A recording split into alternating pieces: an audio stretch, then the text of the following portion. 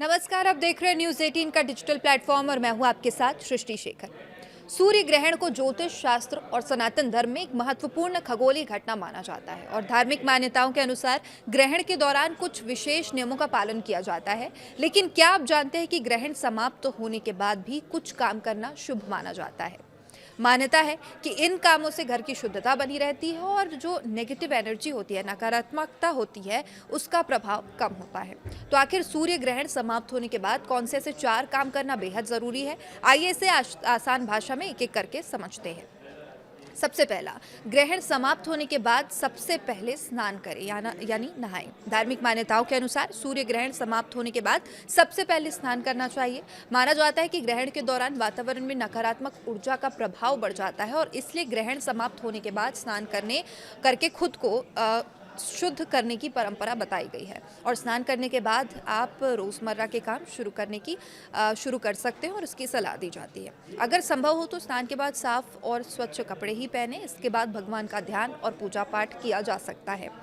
हालांकि ये ध्यान रखना बेहद ज़रूरी है कि ये बातें धार्मिक मान्यताओं पर आधारित है। वैज्ञानिक दृष्टि से ग्रहण के बाद स्नान करना किसी विशेष स्वास्थ्य लाभ के लिए अनिवार्य नहीं माना जाता।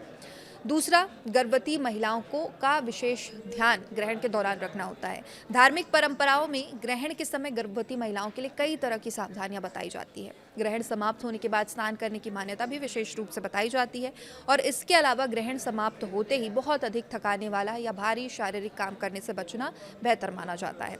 आराम करें, पर्याप्त पानी पिए और अपनी सामान्य दिनचर्या धीरे धीरे शुरू करें। और यहाँ एक ज़रूरी बात समझना भी आवश्यक है कि प्रेगनेंसी में यानी गर्भावस्था में किसी भी तरह की विशेष सावधानी डॉक्टर की सलाह के अनुसार ही होनी चाहिए। ग्रहण को लेकर धार्मिक मान्यताओं को चिकित्सा सलाह का विकल्प नहीं माना जा सकता। और तीसरा, अगर हम बात करें तो वो है तुरंत मंदिर और भगवान की प्रतिमा को ना छुएं। धार्मिक मान्यता के अनुसार ग्रहण समाप्त होते ही सीधे मंदिर में जाकर भगवान की प्रतिमा को छूने के बजाय पहले मंदिर की साफ सफाई करनी चाहिए। ग्रहण समाप्त होने के बाद घर के मंदिर की साफ सफाई करें, भगवान की प्रतिमाओं पर गंगा जल का छिड़काव करें या धार्मिक परंपरा के अनुसार उनका स्नान कराएं। इसके बाद ही नियमित पूजा पाठ शुरू करने की मान्यता है। और इसी तरह ग्रहण के तुरंत बाद तुलसी के पौधे को छूने से भी कई परंपराओं में बचने की बात कही गई है। पहले स्नान और शुद्धिकरण की प्रक्रिया पूरी होने के बाद ही तुलसी पूजा करने की सलाह दी जाती है। इस पूरी प्रक्रिया का मुख्य उद्देश्य धार्मिक दृष्टि से जो घर है और पूजा स्थल है उसे शुद्ध करना माना जाता है।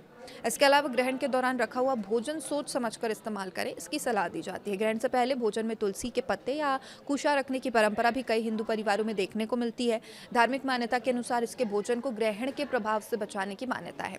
अगर ग्रहण में पहले भोजन में तुलसी या कुशा नहीं रखा गया है तो कई धार्मिक परंपराओं में उस भोजन को ग्रहण के बाद खाने से बचने की सलाह दी जाती है। ऐसे में भोजन को फेंकने के बजाय जरूरतमंद जीव जंतुओं को खिलाने की बात भी कही जाती है।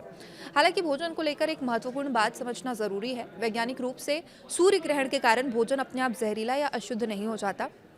अगर भोजन सही तरीके से रखा गया और खराब नहीं हुआ है तो उसकी सुरक्षा का निर्धारण उसकी स्वच्छता, तापमान और भंडारण की स्थिति में निर्भर होता है।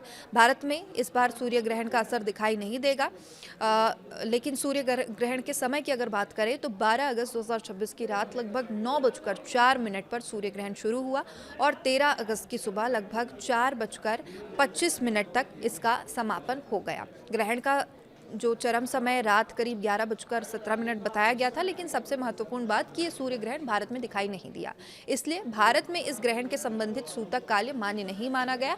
ऐसे में यहाँ सामान्य दिनों की तरह अपनी दैनिक गतिविधियों जारी रही और यानी अगर आप भारत में थे तो ग्रहण देखने का सूतक के कारण अपनी दिनचर्या रोकने की जरूरत नहीं थी। और वहीं जो लोग धार्मिक मान्यताओं का पालन करते हैं वे अपनी पारंपरिक मान्यताओं के अनुसार स्नान, पूजा स्थल की सफाई और अन्य शुद्धिकरण की प्रक्रिया कर सकते हैं।